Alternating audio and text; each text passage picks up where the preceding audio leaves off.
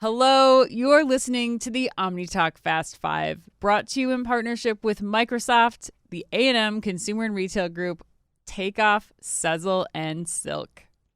So next up, we have CEO of the Year, which this is one of my favorite categories because it always feels like the Oscars to me, Anne. Like, does the director win Best Picture? Or do you go Argo and snub Ben Affleck? So I'm curious what everyone's going to do here. Okay. David Brown, let's start with you. For me, this was a pretty easy choice. Yvon Chouinard at Patagonia. Yeah. Interesting. Like what you did Just, living the brand ethos of authenticity and, making the decision to essentially give away your company to fight climate change, which you've been, preaching and has been the brand identity for, since the beginning.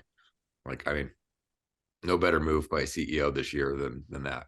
It's hard to argue that one too. That's kind of a mic drop as well. Yeah, it definitely is. I have to say. I mean, I completely forgot about that one. I'll admit, right. And I shouldn't have. That was a great call out. Actually doing what you're talking about, like not just saying you're going to do it or greenwashing or all this other stuff. Yeah, right. Wow, that was a good one. Yeah, Dave Ritter, what do you think? I'm going with Dave Kimball, Ulta. And I know he's a newer CEO, but taking over from a legend is not easy to do, as Disney has shown us all this year. The stock's up 10% year to date in a down market. I think they continue to innovate in places that maybe aren't the most, they're a little more edgy, like sexual wellness and places like that. And I think he's just done a really bang up job and taking over for a legend. Yeah. Yeah. Always hard to follow a legend. Yeah.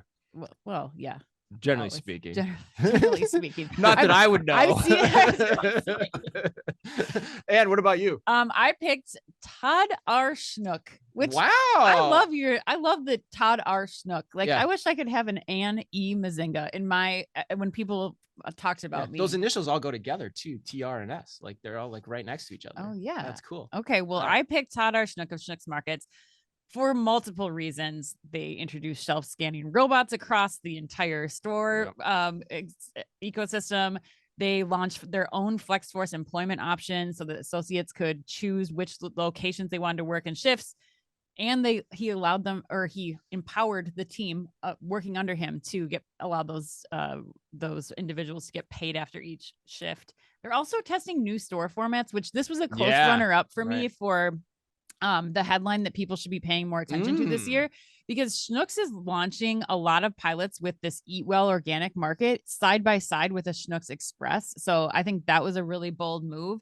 And the idea there that you like is that you can get your natural organic products and get the products that they make sell you like feel Heinz better, but ketchup aren't healthy. They sell Heinz ketchup and Coca-Cola in the Schnucks Express that's adjacent to this like full-on organic market, Whole Foods-ish type experience. Exactly. But I think that Todd deserves credit, because I think what we've seen, especially from our very close conversations with our friends and leaders at Schnucks Markets like Dave Steck, I think he's empowering the teams to test and learn and to really be able to put into practice some of the R&D efforts that I think a lot of retailers will like pilot in one store and then either kill or not fully expand upon. Yeah, that's a great point. Yeah, I mean, I think if you look at grocery particularly, I think from an innovation perspective, that is the company I would single out and model from a retail tech innovation perspective, not necessarily some of the other areas of innovation, but from a retail tech innovation. Not that I wouldn't, but I'm just saying like the focus for me would be they get retail tech innovation and how to focus on it and deploy it. All right, for me, I almost didn't snub Ben Affleck here, but it was hard to argue against Hal Lawton based on what I said. But if I had to pick someone, honestly, I'd give it to Doug McMillon.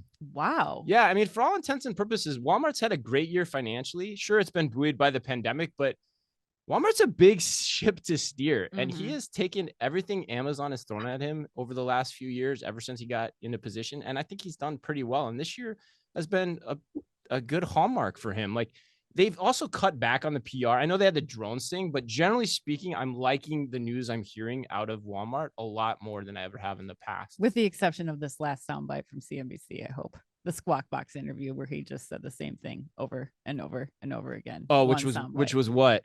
We work with local law enforcement to prevent the theft thing. Yeah, right. Well, hey, he's taking the smart playbook of good boy, Dougie. depressing the expectations on earnings, right? Yes,